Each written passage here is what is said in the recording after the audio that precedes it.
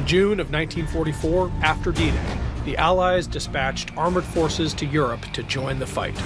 The American Army's 2nd and 3rd Armored Divisions were designated Heavy Armored Divisions and were equipped with the M4 Sherman tank. The GIs hoped the Sherman was the finest tank on Earth, but in fact, the American tank was woefully inadequate. When faced with the powerful gun and heavy armor of the German Panther and Tiger tanks, all too often the Sherman was reduced to a steel coffin.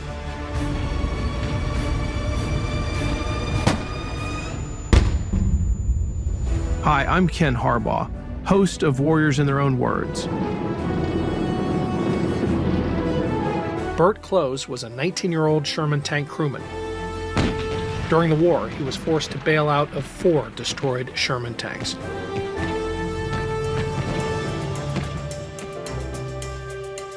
I was drafted in Oregon and went up to Fort Lewis, Washington, and took certain aptitude tests. And I guess from those different tests that they took at Fort Lewis, they decided to send me to Fort Knox, Kentucky to be in the armored forces. So I took about 18 weeks of basic training in Fort Knox in the tanks and learned all the different jobs as driver, assistant driver, gunner, loader, tank commander. And then from there I was sent over to England and eventually assigned to I Company as a replacement. In the beginning, Bert was confident the Sherman was a great tank.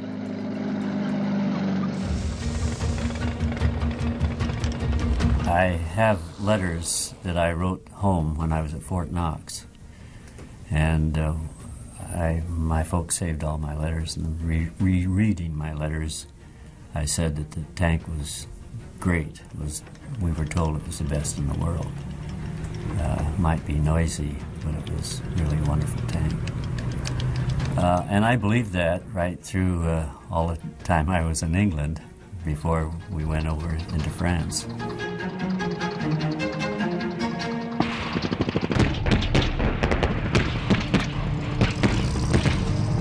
June 29th, when the I Company went into its first battle, there were 16 tanks in the company, and 12 of them were destroyed in the first day's battle. Most of them were knocked out with German bazookas in a range of about 25 yards.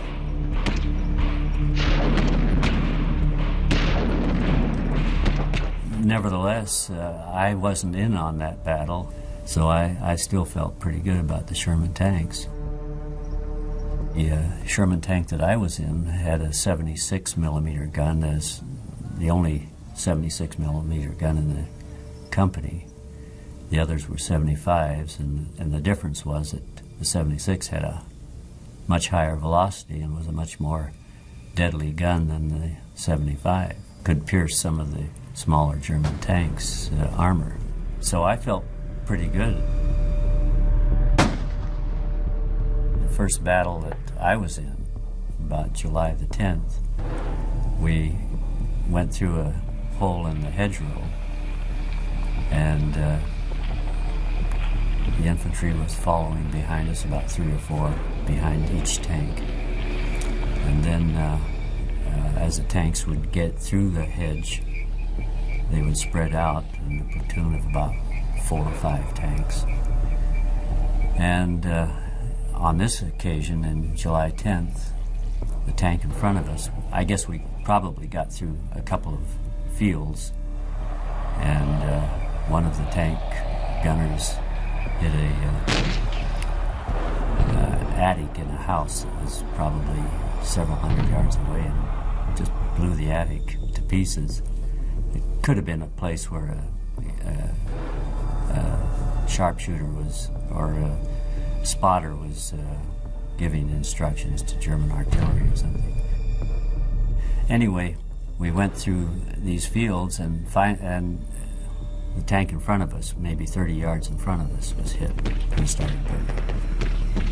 So all the crew got out of that tank, and we started backing up. And one of the, I think it was a bow gunner in the tank in front of us that was hit, stood right out there in front of our tank and gave directions with his arms, motioning the driver how to back up into the hole in the hedgerow that we'd come through. And then P-47s hit that area. And just maybe 100 yards, 150 yards in front of us, 2 or 3 P-47s came in and strafed and bombed that area and blew up what was ever there in the way of artillery. And we moved into a village.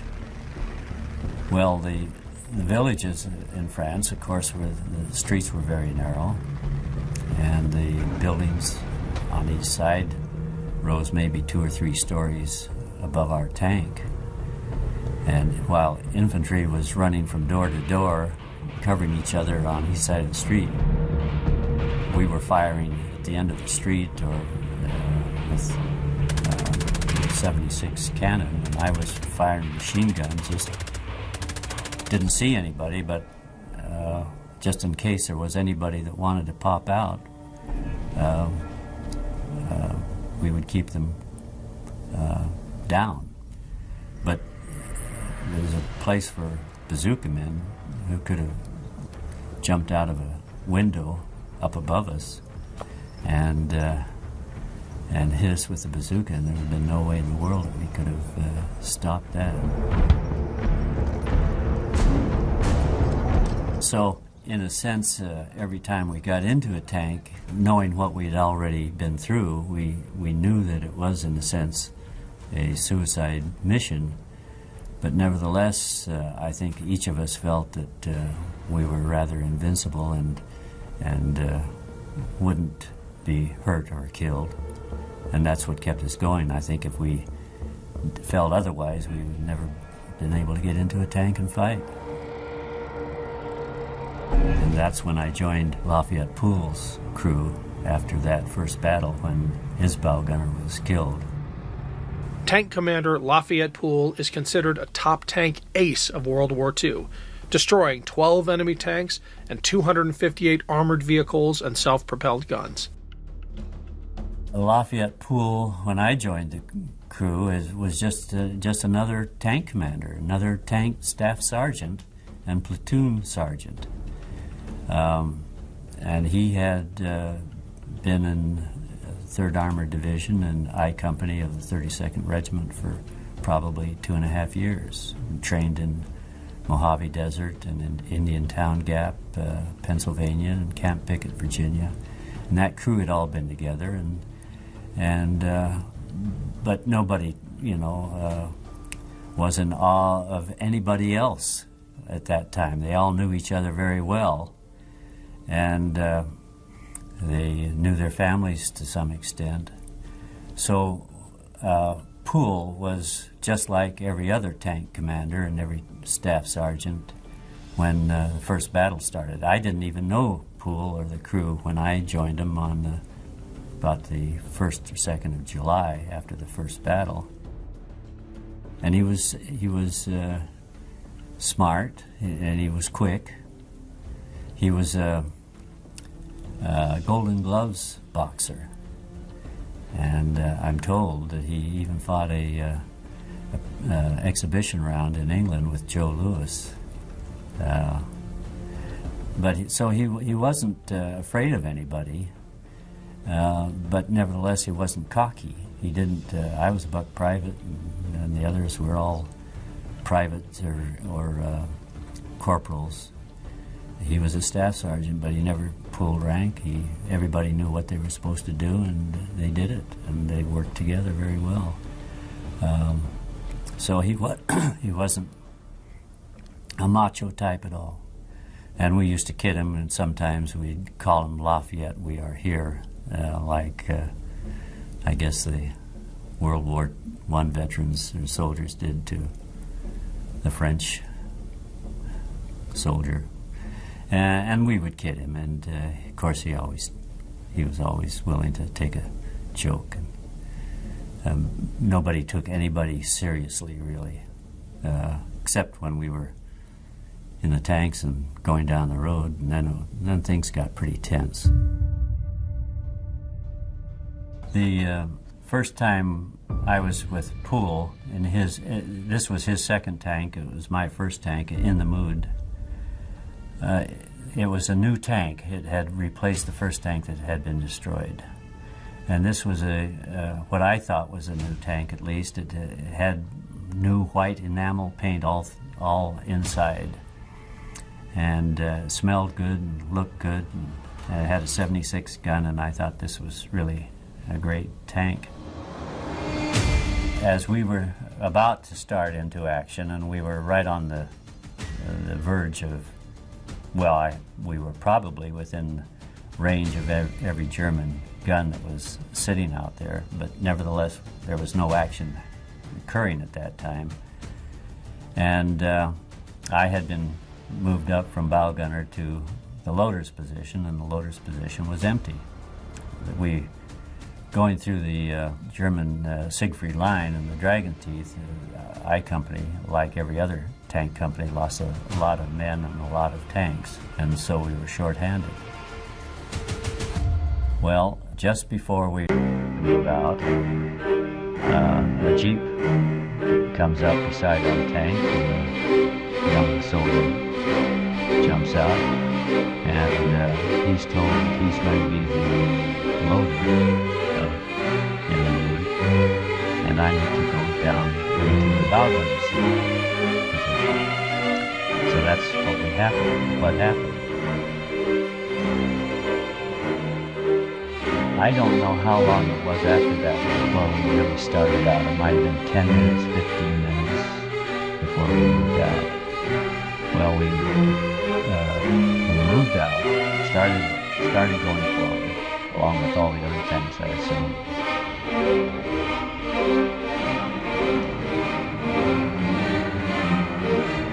And the German shell hit our tank.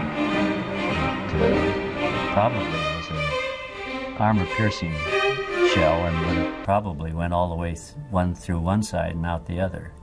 And it hit Aller in the foot, and it hit Poole in the leg. He would be standing behind Aller.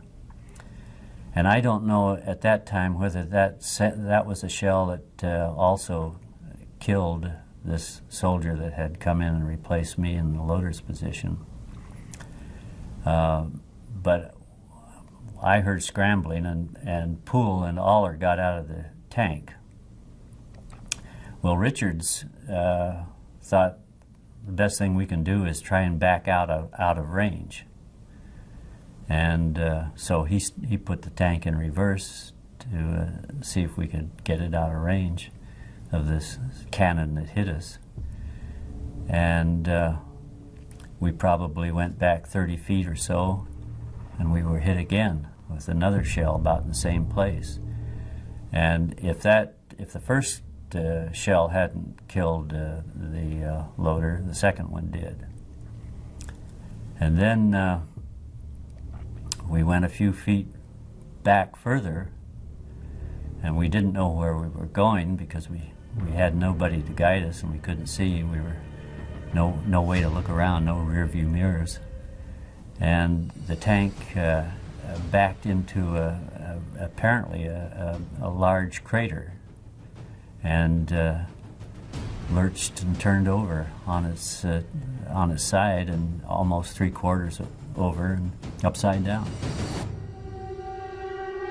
And we pulled, Richards and I pulled the loader out of the hatch, but he was dead by the time we got him out onto the ground.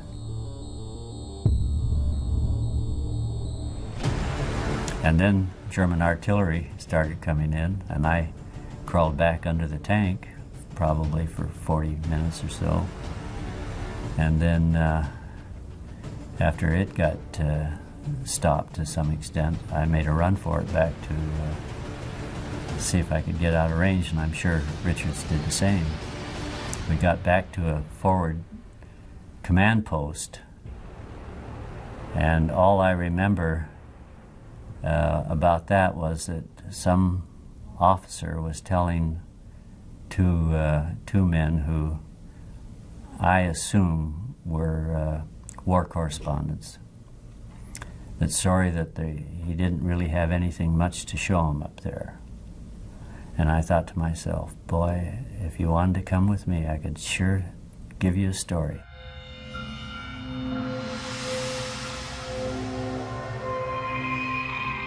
And later on, we looked at the tank to see what had happened, and this projectile had hit the gun mount that held the cannon in place when it was going down the road, but which was flat against the face of the tank at this time.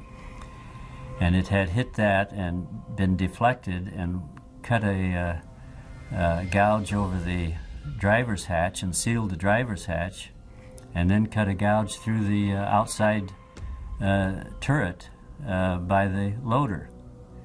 And we discovered that after we were able to get out and look at the tank, and we saw what the damage that had been done on the outside.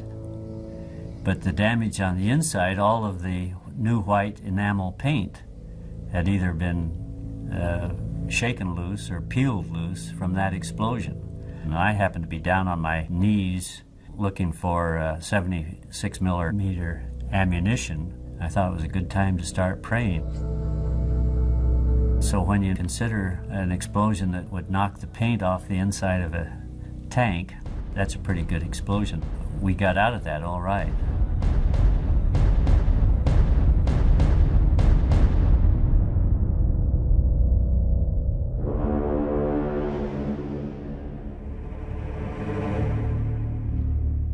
The second tank was in the mood, and that was hit with the 2 armor-piercing shells, and it really wasn't much of an explosion, and very little fragments that went when those shells hit the tank. They must have hit the turret, because that's the shells that killed the loader and then hit Poole. But those shells must have gone through the out the other side of the turret also, because they didn't bounce around inside the turret. I don't know what hit us really, whether it was a high explosive or a armor piercing, but it was concussion burns rather than shrapnel that hit my face and burned my face with concussion burns, and I'm sure that that's what caused the driver's blindness.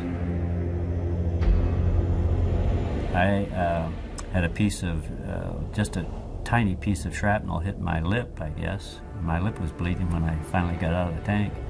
So my left cheek and chin and left side of my forehead was pretty raw. So I was sent back to the hospital after getting star blades to the first aid station. And I was taken care of there for about 10 days or so, and sent back to the company, returned to the company, and I was looking forward to getting there because I was waiting for my mail.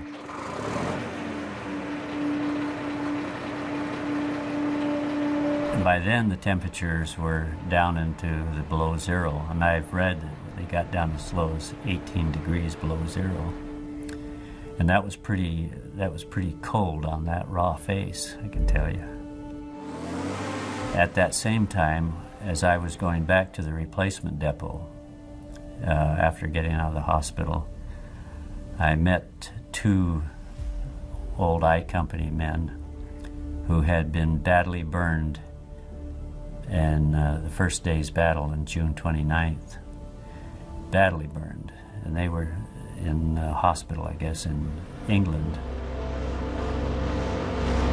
And they were being returned to the company about the 10th of January.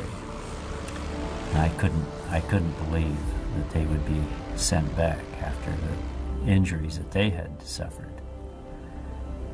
And on our first day's outing again, when I was in the company commander's tank, they were sent and put in another tank as driver and assistant driver, and they were both killed. There was always replacements. Although they were not trained to fight in tanks, they were there to be able to, they were there to drive them, and through sheer numbers, they were able to beat the Germans. The same, of course, I'm sure, with the armored infantry and the infantry in general. When they needed replacements, they found them. When I was going back from the replacement depot in January to my company, I met a large group of men who had been taken out of the Army Specialized Training Program in the States. They were the fellows who were going to go to college and become specialized in certain programs and never expected to see any combat. And I met them in the depot. They all had their brand new Garand rifles and new uniforms, and they were about ready to go up to the front. So it was just sheer numbers. And the Air Force, I think, did a terrific job. They saved an awful lot of tanks and tankers by strafing and bombing at various points. P-47s particularly. P-47s did a tremendous job, and I think that they must have contributed greatly to the ability of the tanks to go down these roads safely and make the miles that they did laterally.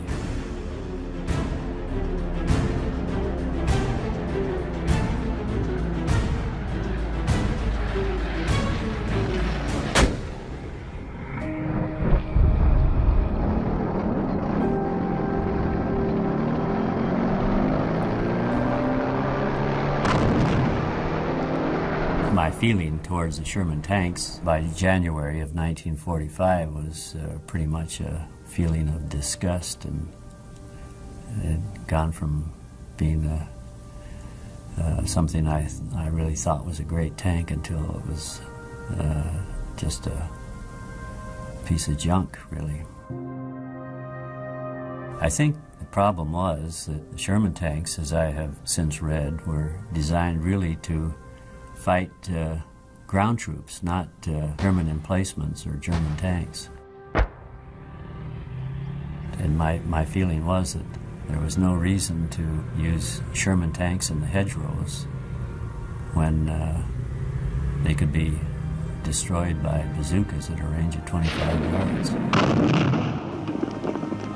I think the Sherman tank was inferior in both armor and firepower, but I think also the tactics that they were used, the strategy of sending tanks up roads one behind the other, and trucks and half-tracks one behind the other on an icy road where there was no maneuverability, was terrible.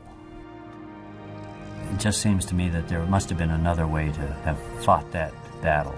And I totally lost confidence in whoever was making the decisions. And I told the company first sergeant that. I was totally disgusted both with the Sherman tank and with the people who were making the decisions on how to use it. And as I reflected back on the second, third, and fourth tanks that we lost, those tanks never really fired a telling shot before they were knocked out. One way or the other, they were just sitting ducks, and they were never used to any potential. And I have to think that it was the people in command that really weren't using those tanks the way they should have been.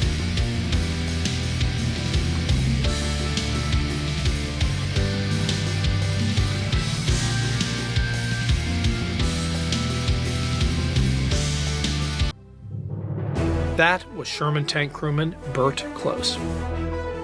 Warriors in Their Own Words is our attempt to present an unvarnished, unsanitized truth of what we have asked of those who defend this nation. Thank you for watching, and by doing so, honoring those who've served. This program was produced by Evergreen Podcasts and Documentary.tv. I'm your host, Ken Harbaugh. If you've enjoyed this episode, please comment, share, and subscribe below.